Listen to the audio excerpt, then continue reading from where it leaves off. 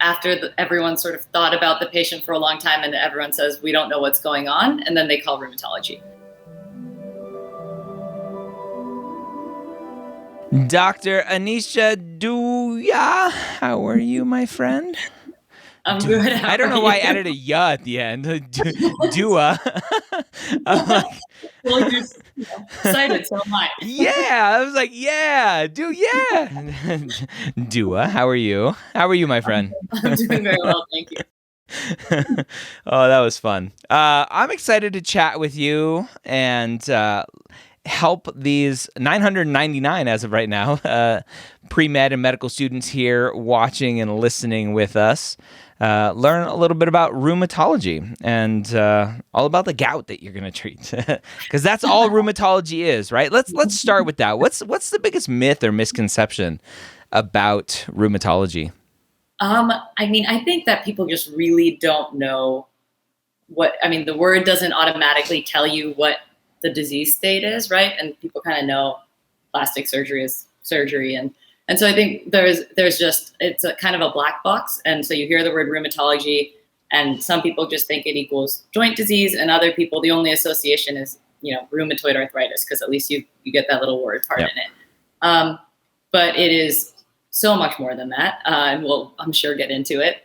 But it's really, it's, I don't think people recognize how interdisciplinary it is and how much of the body it involves, and just the role of the immune system in maintaining our health, and how we sort of really focus on that, Yeah. It seems like, and this is probably anecdotal or just because of social media and just the internet in general, it seems like autoimmune disease has just exploded recently. And obviously rheumatology, lots of autoimmune stuff. Is that anecdotal? Or are we just diagnosing it more, or is the incidence actually increasing? No, I think in the last, definitely in the last, year or so, there's been a lot more attention to rheumatology because of COVID-19, and a lot of our drugs that we use in our diseases for many of our other diseases have been tried, and many of the trials, looking to treat COVID. There's just a lot more interest in the inflammatory response. So I think there's a little bit more interest in it, or recognition of it right now. But in terms of, whether it's anecdotal or not, I really think that we have, in the last 10 to 15, 20 years, really undergone a revolution in terms of our therapeutics. And so we just have so much more at our disposal to manage and treat many of our conditions. And now, you're actually seeing commercials for medications that we can use. And so I think there's an increasing awareness about it. And because we have those medicines and because we can treat these patients, they're living longer. So I don't know that it's necessarily an increased incidence, but we're able to detect the diseases a lot sooner. So we're recognizing them more, and then we have more to treat them with. So hopefully patients are living longer with these diseases. Yeah. So I think it's a combination of those two things. Yeah, that's a good thing. That's a very good thing. Mm-hmm. So talk about the training path. Every student wants to know, how long does it take, right? We all know the training path to be a physician is really long. How long is it to be a rheumatologist? So, you signed up for a long path. And hopefully it's just a really rewarding and joyous one, so it doesn't feel, frustrating all the way through. Yeah. There will be ups and downs, but typically, you do your medical school, your 4 years, and then you go into residency. And for rheumatology, you would do an internal medicine residency. So that is 3 years of internal medicine training.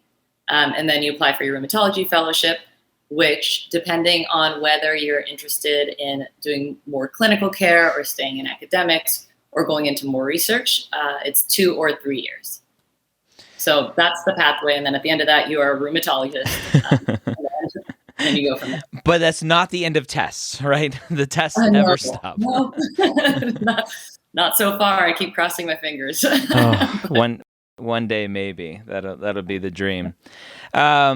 talk about a lot of it seems like, right, it's always the older generation saying the younger generation, they're just so different. It seems like younger generation work-life balance is more important for them. It's not prestige, it's not income. It's like, do I enjoy my life, and can I make work with it?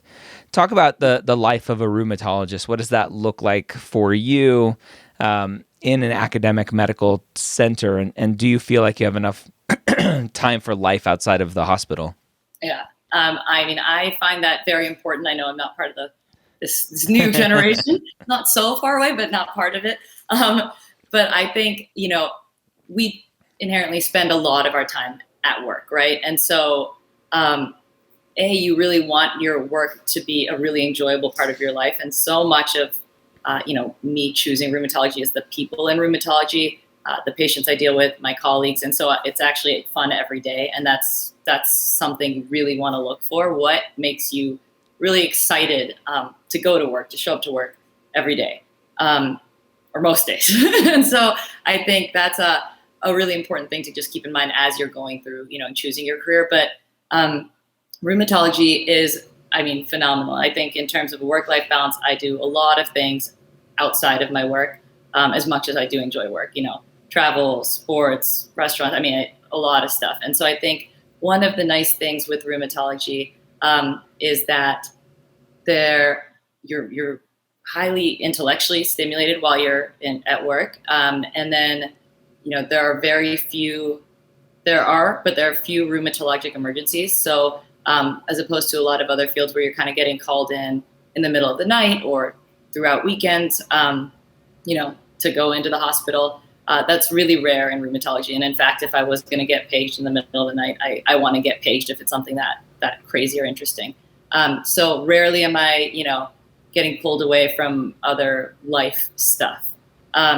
In terms of, working in an academic setting, I work at Northwestern, and so there's a big group of rheumatologists, and we split up calls. So I'm not working many weekends. I think I cover the consult service 2 weeks every 6 months.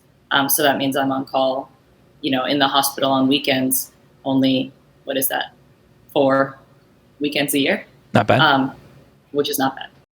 Yeah. Very nice. Talk about, you mentioned some of those rheumatological emergencies that you'd have to be called in for. Pre-med students, medical students, they love the blood and guts and gore. Usually, right, the exciting things that are gonna stimulate them. What's the most exciting case that you've ever seen as a rheumatologist? There are really so many. Some of the few things where I've been called, during my training or even as an attending, are often, patients who show up in the hospital are going to the MICU. So there's things like vasculitis, which is really actually what I specialize in. And patients can come in, it's basically that disease state is inflammation of the blood vessels. And we all know there's blood vessels everywhere. So you really can That's have not good. Manifestations anywhere in your body. So a lot of patients come in with, renal failure, alveolar hemorrhage, so bleeding in their lungs, and just really are decompensating quickly. So those are patients that are quite sick and can progress really rapidly. Lupus is another disease state where things can kind of progress really fast, and you can have a lot of neurologic manifestations. So antiphospholipid antibody syndrome. There's a lot of different diseases where there can be very acute and debilitating presentations. And you need to act quickly and start treatment quickly so that way you can prevent some of the long-term organ damage and things like that. But again, it's still rare that it's not something that the ICU is going to just sort of stabilize and then I can go in and sort of think through it and then decide what to do the next day. Yeah. Often. Is that good for someone who doesn't like the high pressure situation of like an emergent case coming into the emergency department, needing to like make decisions quickly? Like you have high acuity things, but for the most part, the patient's stabilized and you can think through it. Is that a good trait to have? I think, I always think in the consult service so rheumatology is a highly outpatient specialty, right? But in the inpatient service, you get really interesting cases, but I feel like rheumatologists it's either really straightforward, like the joint is swollen, take a needle, take the fluid out, figure out what's going on and treat it. or it's super, super complex. And so, I always feel like after everyone sort of thought about the patient for a long time and everyone says, we don't know what's going on, and then they call rheumatology. Yeah. So, a lot of times we're called in for complex situations and have to dig through the history and dig through a lot of information to figure out what the next steps would be. But yeah, I don't feel like I have to pull the trigger right away for most things. I have some time to think. I don't have to, intubate or not, or whatever it is. Yeah. It seems like Dr. House was always some rheum disease that he was blaming everything on. And then it was never the rheum disease. Yeah. Yep.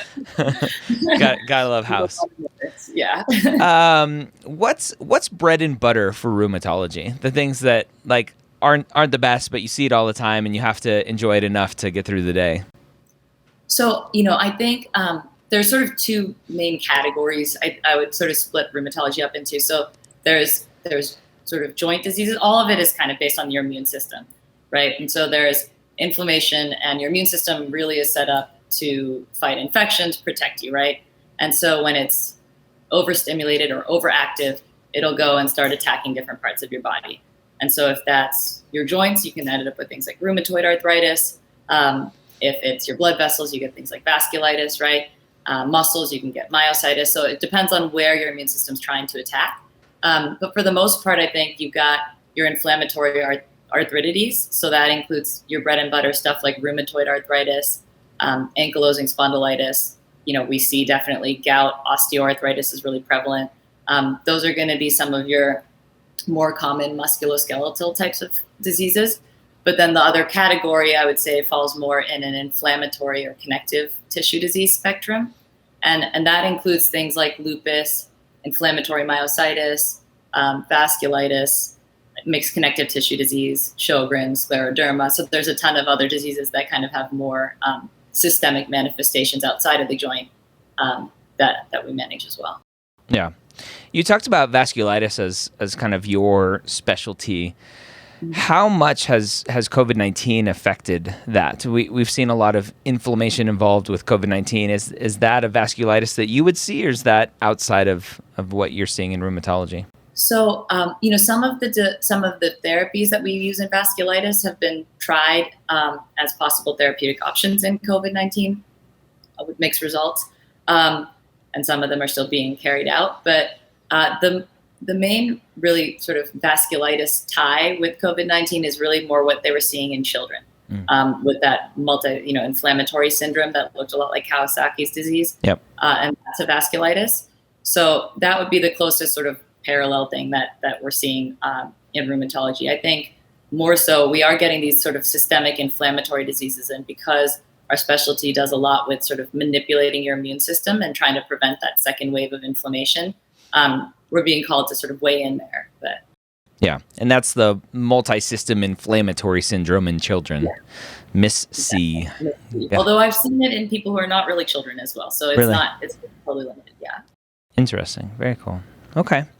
Well, why don't you ready to bring on some students, and we'll pimp them? You'll pimp them. All right. Raise your hand if you want to come on, and I'll clear that one there just in case. Raise your hand if you want to come on, and we'll run a case like we did last week. It seemed to be pretty fun. Everyone liked it. A student asked earlier when you talked about vasculitis and the interaction potentially with vascular surgery. Is there a lot of interaction there or no? Hopefully not, maybe. Well, there is. I mean, because you can have inflammation especially in the larger blood vessels. Yep. So certain diseases that we deal with in rheumatology, like giant cell arteritis and Takayasu, so they affect young people and old people, depending on which disease. They can cause, inflammation of the aorta and many of its branches. And so when you have a lot of inflammation, it can lead to aneurysms, stenosis, and a lot of, issues where you are dealing with vascular surgery to try to figure out, is this something that we should try to medically manage and get this inflammation under control? Or is this something where we really need a vascular intervention to open something up or stent it? So, I definitely know my vascular colleagues quite well, for better or worse. So we do deal with them. Yeah. That's really one of the coolest parts. We really deal with so many different people in the hospital, and that's what makes it super exciting. Yeah, very interesting. All right. Hi, Layla. Hi. How are you? Good. Thanks for having me on. Yeah, you're welcome. We have a couple more students up. Why don't we go ahead and we'll try a case here with Layla? Is someone else coming in, or you want me to? Yeah, you can go ahead. We got Luke here joining. I think there's one more, but we can go ahead and start. Okay, so I guess we can have a 45-year-old man. He comes in to your clinic, and he's complaining of pain that is that he's had in his back for a long time, but he notices that he is stiff in the morning. It tends to get better. He's pretty active. It gets better throughout the day, but he also had recently developed some pain and inflammation in his right eye. So he went into the ophthalmologist. They told him he had uveitis, gave him some eye drops and some anti-inflammatories, and sent him on his way. So he came in to see me, and is basically noting that he's got this back pain, stiffness in the morning. It's getting pretty debilitating and keeping it, making it difficult for him to sort of go about his day. And has had a couple of episodes of Achilles tendonitis in the past. Those are the main things he's telling you. So I guess the next thing I would ask you guys are what are some questions that you might want to ask him, and then I'll tell you answers. Probably you might want to just start with how long he's been experiencing that pain and discomfort. Yeah, so he's been experiencing it sort of since his mid-20s. He's had some back pain and, kind of dealt with it. But over the past 5 years or so, it's gotten progressively worse, where the stiffness in the morning it used to sort of go away in about an hour, but now it's lasting kind of a few hours before he really can get going. I want to say family history, but I don't know if that's just a basic. No, that's totally common. Yeah. It is. I mean, there are, in a lot of our diseases, there are genetic sort of predispositions. So family history, he has a family history of psoriasis in his mom. Other than that, no real other autoimmune diseases, but a family history of psoriasis. And he was told he had psoriasis as a kid, but he hasn't really had issues with it lately. Would you ask about any previous injuries, or would that not be applicable because you kind of have some problems in some other areas? Yeah. So you would definitely want to ask if he's had, was there any prior trauma? Was he lifting heavy boxes? The usual stuff that causes back pain, right? So the main thing here is trying to figure out what I'm trying to get to is this, an inflammatory type of pain, or is this a mechanical type of pain? And that's really what you're trying to figure out here. So you would want to know sort of some of the qualities of the pain, and that can help you to determine which category it falls into. And you also want to talk about other systemic symptoms, right? So I would say, he mentions his history of the uveitis. So that's sort of something that, comes up as a possible inflammatory condition. So you are always trying to put together, the patient's clinical symptoms. But I think asking about physical stuff is definitely important. So maybe he has, Achilles tendonitis because he's been exercising a lot lately, and that's just what flared it up. So you always want to ask about whether other joints are involved. So what other joints, or any other joints bothering you, right? Because he's complaining about the back, but he could just be overlooking something else. And certain things that you would look for in the disease state that I'm talking about would be sort of, you can get inflammation in a digit of your fingers or toes. And a lot of times people kind of ignore it, but if you look and examine or ask them specifically, they'll bring it up. So, and what we call that actually is called a sausage digit, because it looks like a sausage. So that's one thing that you could ask about.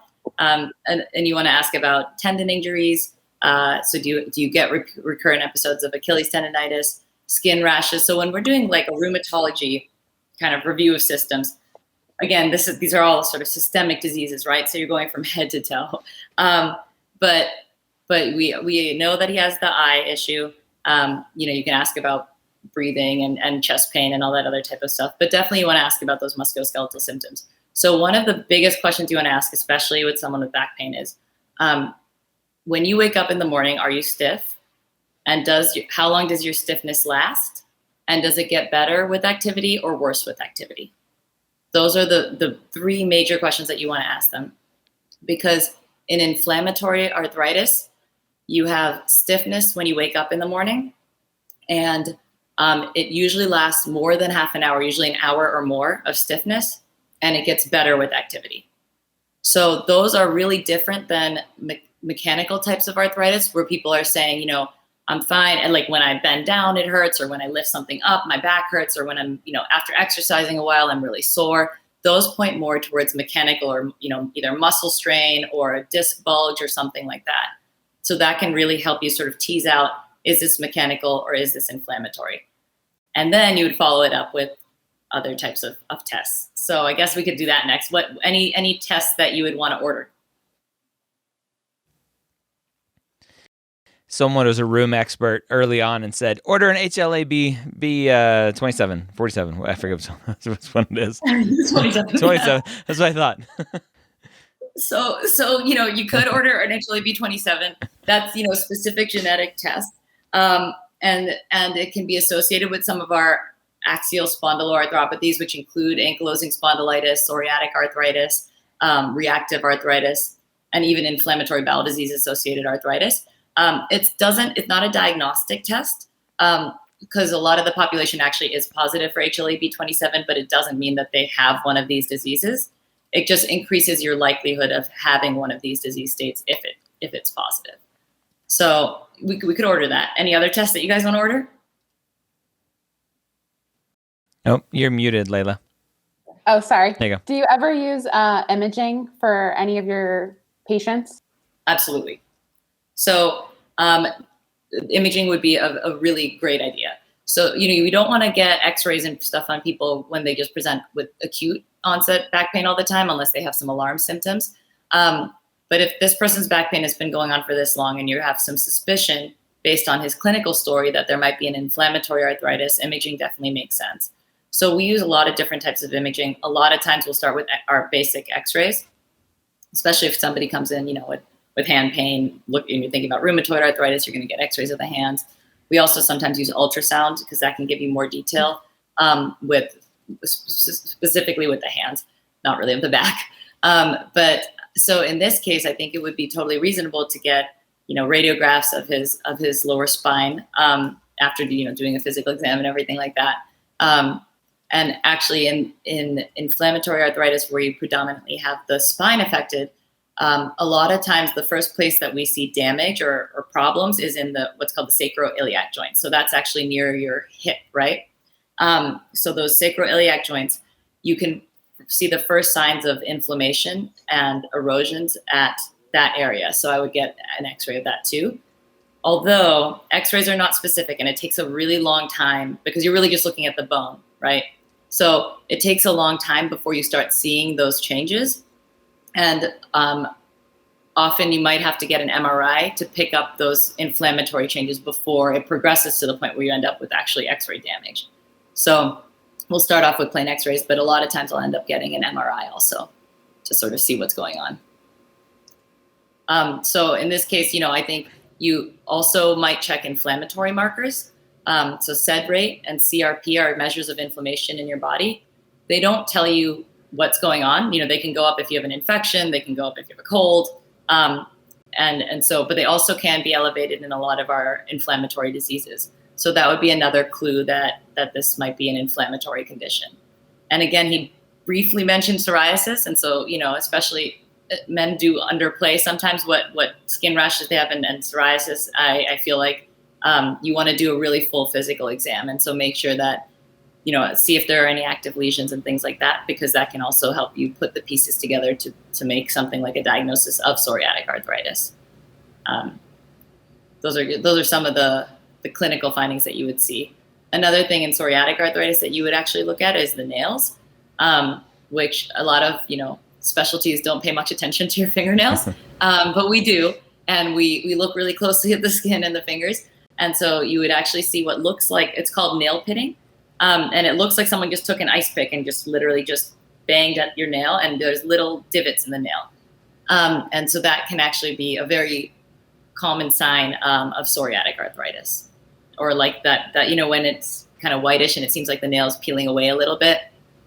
It's called onycholysis. And so you can see that as well in psoriatic arthritis patients. So those are some of the physical exam things you would look for.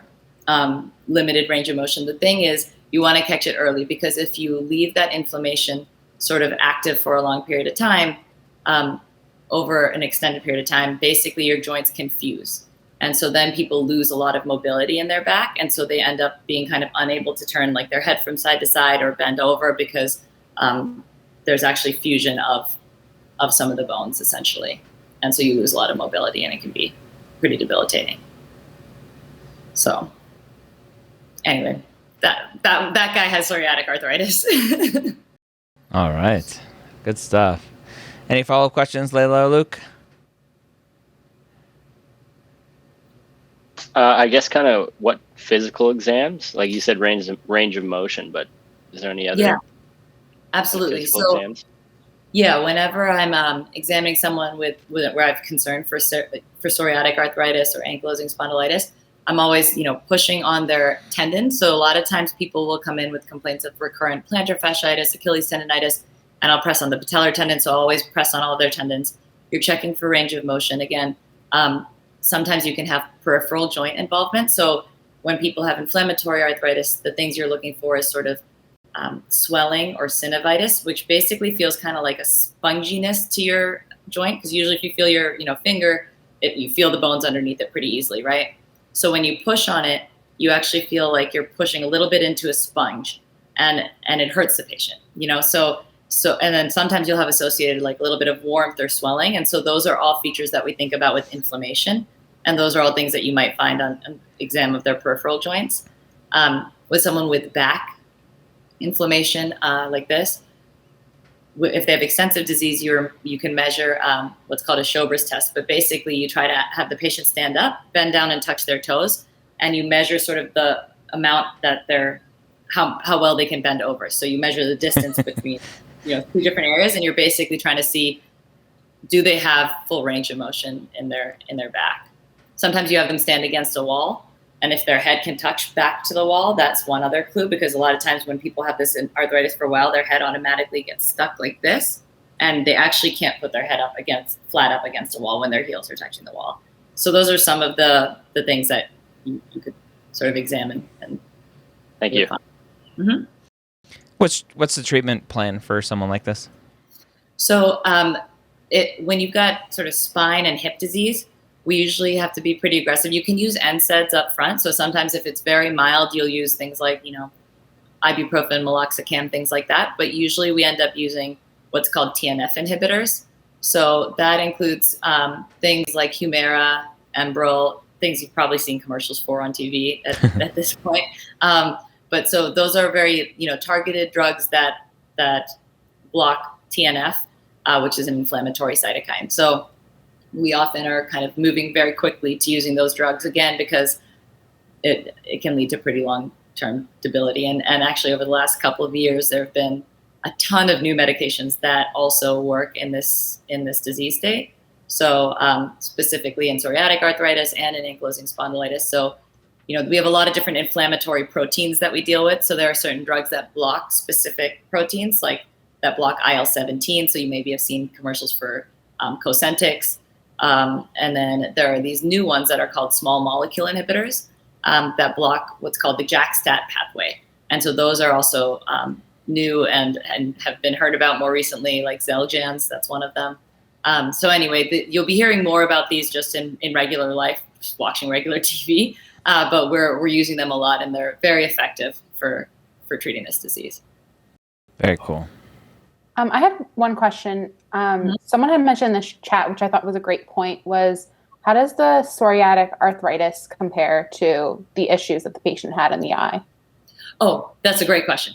So one of the interesting pieces with inflammatory diseases is just that even if they are joint diseases, so like rheumatoid arthritis, psoriatic arthritis, these sort of, arthritic diseases, they're systemic diseases, right? It's not like you tore your ACL and your knee is swollen. It's your immune system attacking it, and it doesn't know to always just attack just that joint or just that specific area. So you can get a lot of other what we call extra articular manifestations. So what you see is things like eye inflammation. That's very common. So uveitis is really common in like ankylosing spondylitis or psoriatic arthritis. We can actually see eye inflammation in rheumatoid arthritis.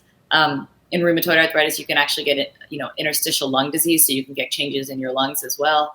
So there are a lot of different sort of things outside of the joint that can point you towards the fact that this is a systemic process.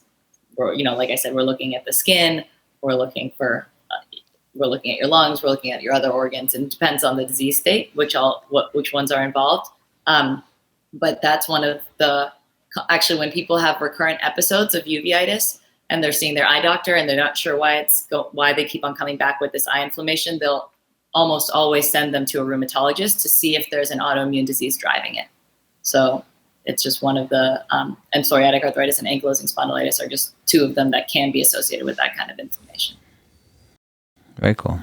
Luke is lucky. He's in Canada, so he doesn't get bombarded with television ads about pharmaceuticals. Yeah, that's right. It's not bad here.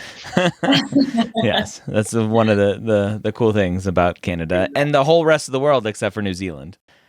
But to be fair, it has helped drive, I think, some interest and awareness of the fact that there are treatments for these diseases, and people are at least like asking about it or knowing that rheumatoid arthritis is a thing, psoriatic arthritis is a thing. As much as I hate commercials, it is nice to at least have some awareness just about the specialty in general. I feel like it.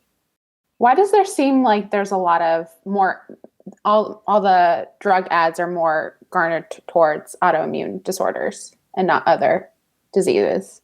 What do you mean? Like specifically with rheumatologic drugs? Yes. Oh, I think it's really because, a lot of what we deal with is autoimmune diseases. So there are other, obviously, diseases like osteoarthritis, gout, and there are medications that we use for those diseases as well. But in the recent era, there's just been so much better understanding of what's driving the inflammation in these autoimmune diseases. And as we've understood what's driving the inflammation, there have just been a lot of new targets, right? So we have all these new drugs that are coming out that are effective, and again, allowing our patients to really just like not end up sort of, really crippled or in wheelchairs or not dying and all of that kind of stuff. So because these are newer drugs and because they want to sell them, obviously also, that's probably why there's more commercials for them. But also, it's just that they now exist. They're new, and so they're all kind of under the umbrella of biologics. And so I think that's probably why you're hearing more about that and not about Advil, I guess, for arthritis. But yeah, I guess that would be why. Thanks. Yeah. Cool. All right. Thanks, Luke. Thanks, Layla. Amy, you came on a little bit later. Do you have any questions you would like to ask? Yeah, I do actually. Can you hear me? Yep. Okay. So I had a question related to rheumatoid arthritis, and I heard that sometimes cancer drugs are used as treatments. Can you describe maybe why? Because to me that seems like a somewhat severe choice, but that was just my question. Yeah, no, that's a great question. And actually, we have, adopted a lot of our drugs from our hematology colleagues, and we share a lot of drugs with our GI gastroenterology colleagues. And so, including like the TNF inhibitors, we use them in, inflammatory bowel diseases like ulcerative colitis or Crohn's disease. But we also use them in what I just described. So in rheumatoid arthritis specifically, one of the medications that, we often use is a medicine called Methotrexate. It's one of our sort of gold standard go-to medications that's effective in this disease. And that is used in cancer as well, but it really is about dosing. And so when you're thinking about cancers, it's basically, again, your body attacking itself in some way, right? So your immune system's not regulated well, and it's allowing the growth of all these abnormal cells. And so a lot of the medicines basically work on similar pathways that are trying to change the way your immune system is either surveilling your body and make it stop attacking itself. But it's an important distinction to know that, for example, methotrexate, when you're using it as part of a chemotherapeutic regimen, you're sometimes doing it like intrathecal, like into the CSF, or IV dosing, and you're using mega doses of this medication, mega doses. We are using a fraction of the dose and usually giving it oral. So it's a very different amount of toxicity that's associated with it. And it's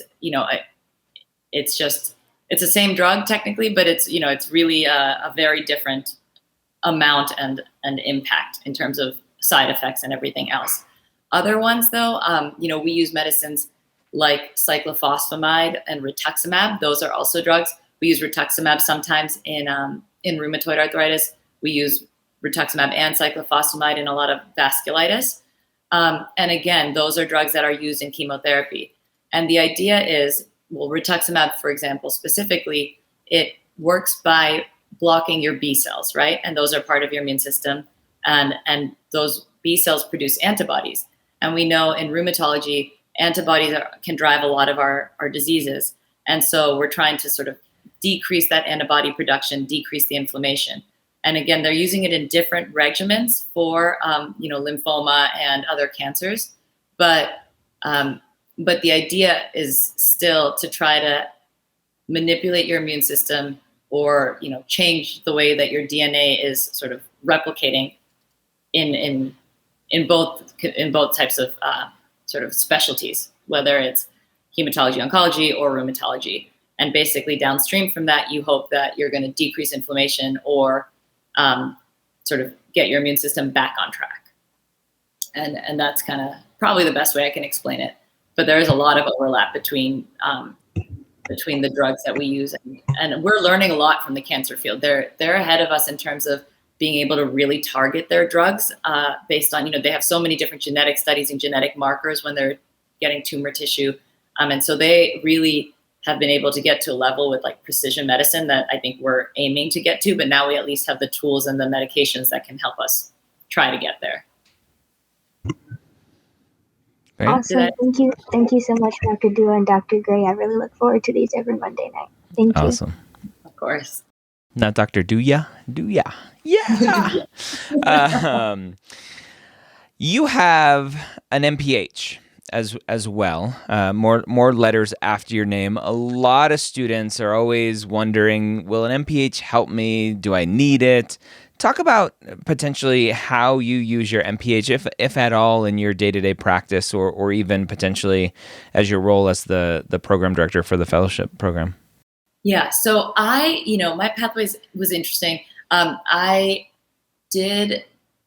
had a lot of interests, that are disparate for a long time. So, in college, I majored in history. I did like a 7-year program where I went to medical school sort of right after.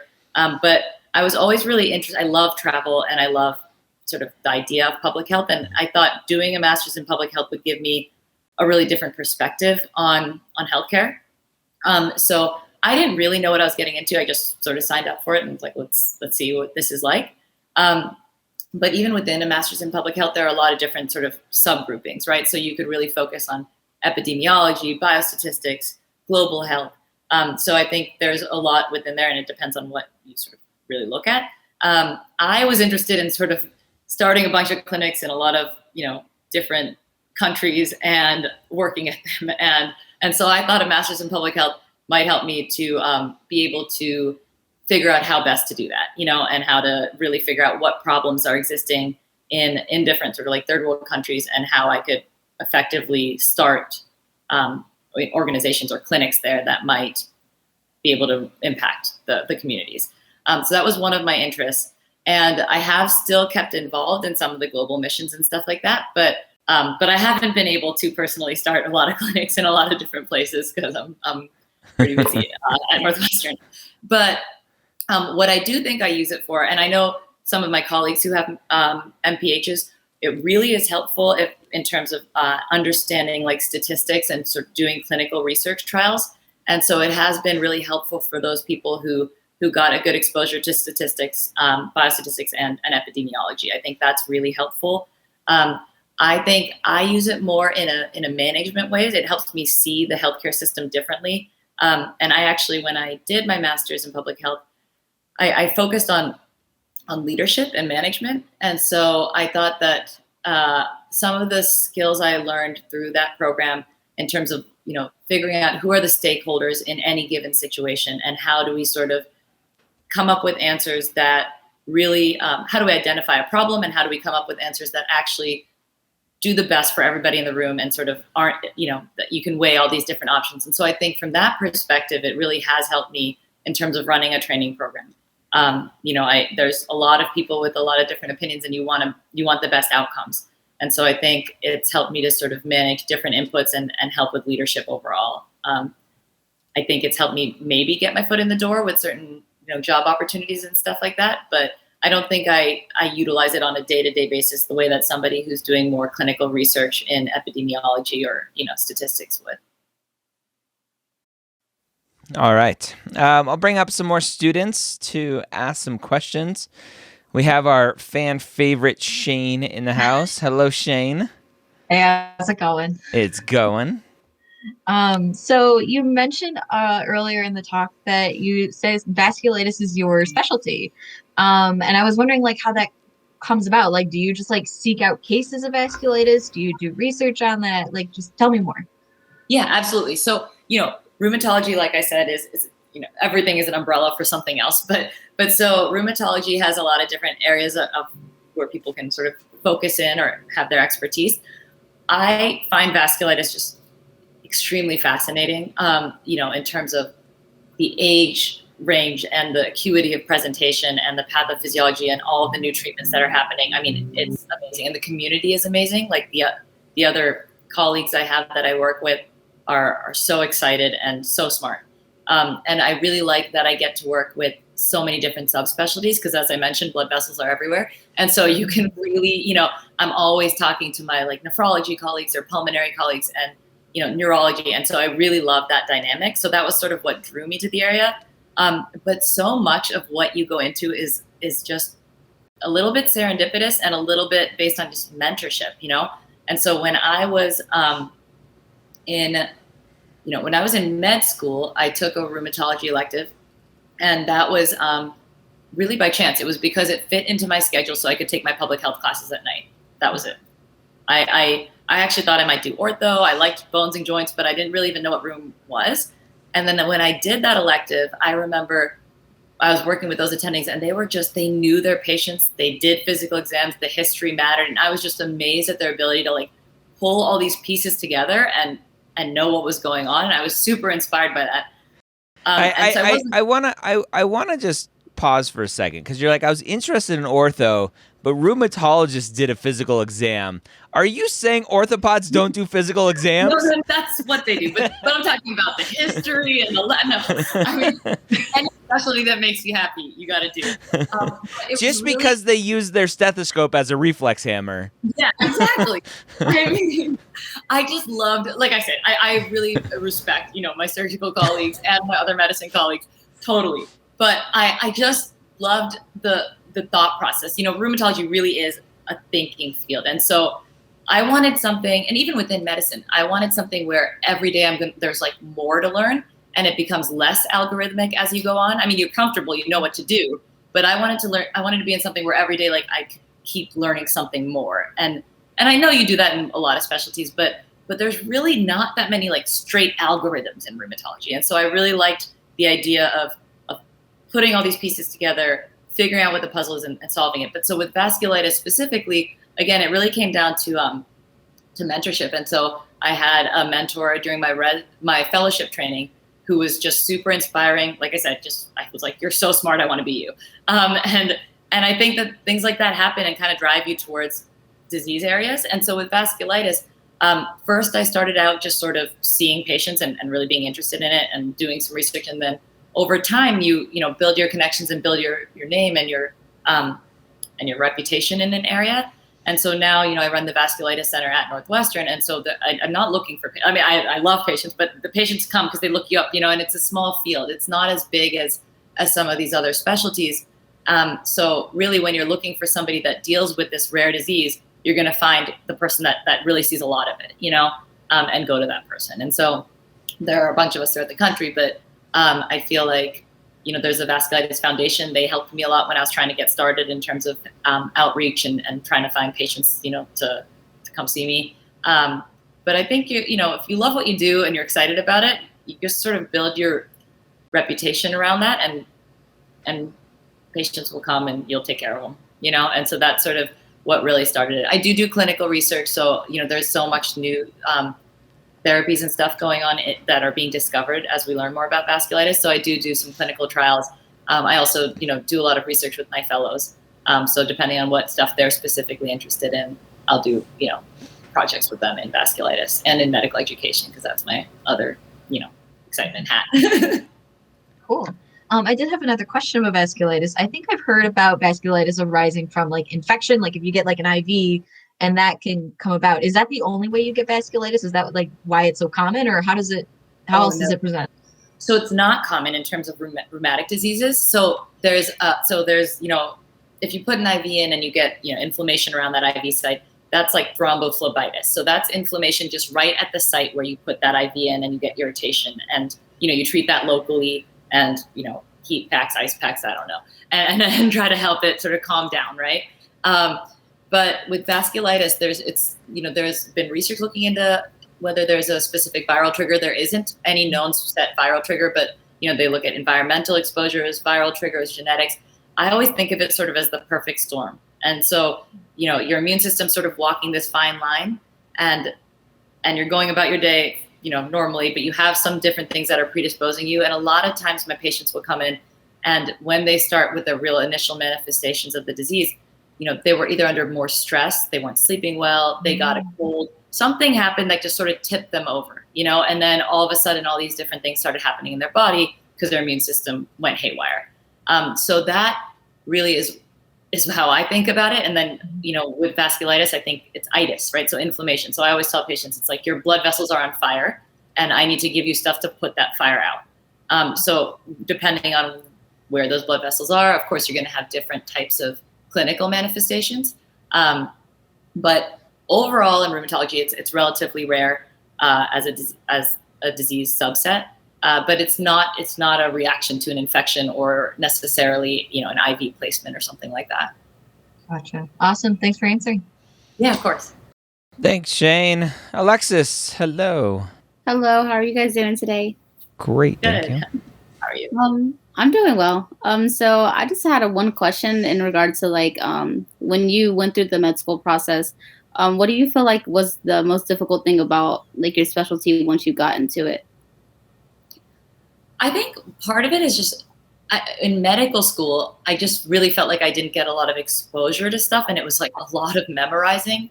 And honestly, it was like drinking from a fire hose. And so it's just like information just coming at you, and you're like, okay. And then you're on clinicals, and then you're like just trying to get by, and I like things generally. So I liked everything. I liked all of my rotations. Like I said, I thought about ortho, I thought about ER. I like most things. And so I thought it was hard to figure out what to go into, and I think once I chose medicine, I still, I really liked rheumatology, but I still thought about pulmonary critical care. I thought about GI because I do like using my hands. I thought about different sort of procedural type fields. I think what was sort of the biggest surprise would be that before, when I'd hear rheumatologic disease states like in med school, I just thought it was like this black box, like lupus, like what is that? And or people would say these diseases, and it just seems super overwhelming. And so I think what was cool when I went specifically into rheumatology was that you really can focus in right on this area that you're excited about. You're still keeping in touch with all these other organ systems and specialists, but you can focus in on what you're doing. And it just became so much more interesting. Like it was something where the more you learn about it, the more interesting it got. Whereas in other specialties, not to put any specific specialty down, in other specialties, I felt like the more I learned about it, like the less interesting it got. It was just more of like I said, like more of an algorithm, like if X, do Y. And in rheumatology, it didn't feel that way. And so that was probably the biggest sort of shock to me, that it went from this sort of soup of information that I couldn't even sort of pull something out of to something where, you can really start seeing how all of these different pieces fit into something. And I don't know, that was really what was, I think, exciting for me. I don't know if that even answered your question. I'm just sort of talking. No, that's good. Thank you. It gives me a better insight, because when you're looking at different specialties, and like some specialties may seem more difficult. So the approach to it is definitely, I just want to know like body wise or like disease wise, like what do you feel like would be like the hardest disease to treat? Like what's the hardest disease you've ever treated? Hardest disease I have ever treated. Yeah. Well, I think some of the hardest situations within rheumatology are when, of course, when it's like a young person, but when there's somebody who comes in who's leading a completely regular lifestyle, and then they got hit with this, whether it's vasculitis or lupus, or something like that, like a systemic disease state that's really life-threatening. But then also the difficult part is sometimes it's really hard at the beginning when someone's so sick, whether it's an autoimmune disease or an infectious disease or what to do. And so some of the most difficult kind of conversations are, I don't know if this person has an active infection, and I'm talking about starting something that's going to suppress their immune system, which might make them have worse infection. So some of those things are just very difficult.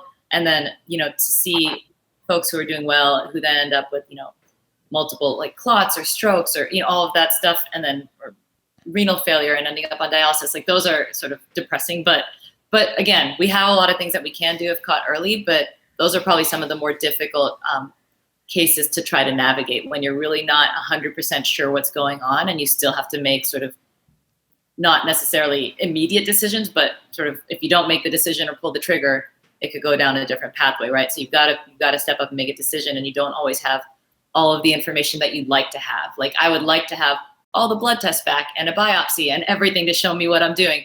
But a lot of times I think the hard stuff is when you don't have all those pieces and you still have to kind of, put your hand down somewhere and say, this is where I'm going to go. I do think in terms of sort of sorting out, body parts and systems, it's just really important when you're going through in medical school. Like I said, I enjoyed most of my rotations. I think the only one I didn't really love was OB-GYN. But I really enjoyed, all the rotations, and I, could probably have been happy in any of them. But I think a lot of it is, who do you want to surround yourself with every day, right? Like, so you really can get a sense of different specialties through your rotations, even though they're short and even though it's kind of high pressure. But when people are talking or their side conversations, what are the conversations you really want to listen to? Like you want to know what's happening and you're excited about it, and the people that you're around are just, you fit, And so I think that's really helps in terms of sorting out what will make you happy every day, because you're going to do this for a long time. And again, you can always change your mind and then, change specialties and do other training and take it in different routes. Like I'm focusing vasculitis, but I also did a fellowship in medical education, and I'm doing a fellowship right now in integrative medicine because I think that's interesting. So you should never feel stuck, and you always can sort of branch out into different areas. But know whether you want to go into something that is heavily procedural, where you're going to go and you're going to fix something and then you're not going to see that patient again. Or do you get more joy out of longer term relationships with people where you're going to see them and see the outcomes, right? So ER, you're going to do stuff quickly, but you probably, you could chart check and see what happened to them, but that's it, right? You're not going to see them outside of that encounter. So what's satisfying to you, And so I think that's just important to figure out. Work-life balance is important. What's your schedule going to be like? Mm-hmm. Are you okay with being called in? Is that exciting to you, or is that annoying, in the middle of the night? It's like I said, people who do that, that's what they like to do. So I think that's part of the process of figuring out sort of what to specialize in. And then, of course, once you get into it, you figure out what parts of it, really stimulate you specifically. But thank you so much. Yeah. Thanks, Alexis. Last but not least, Andrew with the mustache. You got a beard there too. Yeah, it doesn't grow in too good right here. I don't know why. It's a little annoying, but it is genetics. Thanks, genetics. I know, aren't they the worst? So my question, I'm doing research right now in a master's, and I'm doing like chronic pain research from kind of a neuro perspective. So a lot of like CNS type stuff. But a lot of that interacts with the immune system very heavily. Like a lot of the stuff that I'm doing right now has to do with TNF, interleukins, different, CCL2, all those guys. So I was kind of wondering, like from a rheumatology perspective, what kind of treatments do you guys utilize for chronic pain? Because obviously that goes along with a lot of those diseases. And then like what kind of research do you guys participate in? So I think there's a major overlap. I mean, a lot of our diseases are painful conditions, right? Of the joints or of the like neuropathies, right? Mononeuritis, all of these things can cause a lot of pain. And so that is definitely a complaint or, something that patients are coming in having. And then there's, of course, acute pain from, like injuries or from something that's actively swollen and hot. But then there's this sort of entire chronic pain process that can be set off. And, we do have sort of primary and secondary fibromyalgia. You also have just a lot of central, even with like rheumatoid arthritis and things like that, that chronic inflammatory input of pain in your joints kind of results, which you probably know, but like it results sort of in this sensitization, right? So ways to try to block that pathway or block the feedback to make you not feel so much pain are important. I think there's a lot of research going on, looking at functional MRI and sort of different pain inputs in our disease states. I think our toolbox is much smaller than it ought to be in terms of, managing some of these chronic pain conditions. I use different like neuromodulators, gabapentin, Cymbalta, Lyrica, those kind of things. But I do feel kind of at a loss, with my options when I'm sort of cycling through. I also don't know which one's going to work in which patient. We'll try tricyclics. There's a lot of overlap with like different psych medicines and neurologic medications. My sister's actually a pain specialist, so a lot of times I'll call her and I'll be like, what should I give this person? But I think part of it is figuring out whether it's sort of an acute situation where, you can do a steroid injection right into a specific area or joint space and give them some relief, or whether it's sort of this chronic cyclical process of painful input. The first step from my standpoint is making sure that the disease, the inflammation is under control. So my first goal is to, make sure your rheumatoid arthritis is not active. That's not what's driving this sort of acute pain, by controlling it using, targeting the immune system. And then I think the second piece is seeing what is residual pain, and is that pain from damage that's previously occurred that I'm not going to be able to undo with any of my medicines. So then I've got to deal with how to target the pain specifically, right? So is it from damage that's happened, or is it from this sort of sensitization process that definitely happens in our diseases? And then asking the patient about the quality of the pain, whether it's like shooting, achy, is it seem more muscular, all of those types of things can kind of help you figure out what medicines you might want to try first. But again, there is no great algorithm here in terms of what to do. But there's a lot of collaboration between neuroimaging and pain specialists and rheumatology for sure, in the research arena. And I think hopefully that'll translate clinically. Yeah, no, there definitely is in research. But yeah, I guess I was just wondering kind of like what your role in that clinically was and stuff like that. Yeah, no, some of my colleagues are doing, one of my colleagues is doing a lot of research specifically in rheumatoid arthritis, osteoarthritis, and this chronic pain type of process, and looking at sensitization, different ways of measuring it, different ways of accurately sort of pulling in patient information and then other types of findings to see how we can modulate it and what medicines, or whether it's biofeedback. There's also these other non-medication modalities that can be helpful. TENS units, spinal cord stimulators. There's so many different ways to try to shut down some of those painful processes. But I think it's an area where there will be a lot of discovery. But right now, there's a lot to be figured out. So if that's something that you're interested in, that's really I think it will grow a lot and be pretty rewarding. Good, because that's exactly what I'm interested in. Yeah, good. Thanks, Andrew. You. Yeah. All right. So before we wrap up, there was one question that was asked earlier by Betica, who said, finally get to give us the answer for once and all. Come in and let us know. Does cracking your knuckles, is it bad for you? I mean, just don't, but it's not going to cause, you to have like a rheumatoid arthritis or any inflammatory arthritis. I love cracking my knuckles. No, I mean, no, just don't do it. But no, it's not like so bad for you. There are a lot. I got to get that nitrogen out. I got to get that gas out of my synovial fluid. You really don't, though. You really don't. Yes, I'm with Anne here, but it feels so good. Yeah. Oh. Yeah, I have lots of stuff that pops and cracks, and it's one of those bodies. Yeah. Dr. Anisha Dua, thank you so much for your time tonight, for sharing your wisdom with everyone, and I appreciate it. Hopefully we'll get some more rheumatologists coming out of this conversation to go treat that gout in the future. And so much more. And so much more. Yes, it is. Thank you, everyone, for coming. I appreciate all of you. We'll see you next week.